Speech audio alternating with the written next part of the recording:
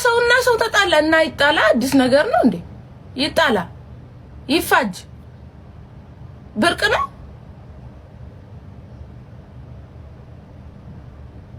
ምን አይነት ነገር? ኧረ በስመ አብ! ኧረ ተው፣ በራሳችሁ አቋም ይኑራችሁ። እግዚአብሔርን ይደብራል።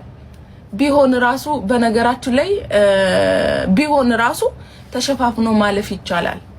ቢሆን ራሱ ማለት ነው እንኳን ውጭ ላይ ለተፈጠረው ጉዳይ አይደለም። ቢሆን ራሱ ተሸፋፍኖ ማለፍ ለምን እሷ የደስታዋ ቀን ነው። ደስታዋን ነው መፖሰት የምንችለው።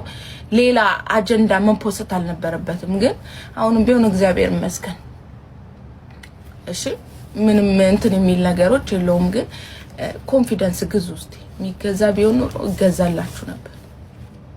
እሺ፣ አትነዱ እንደ እንትን ማለት ነው። ማንም ሰው እንደ መሪ እንዲነዳችሁ አትፍቀዱ። በራሳችሁ ኮንፊደንስ ይኖራችሁ ሁላችሁም ማለት ነው። ባይኑራችሁ መጓዝን ልመዱ።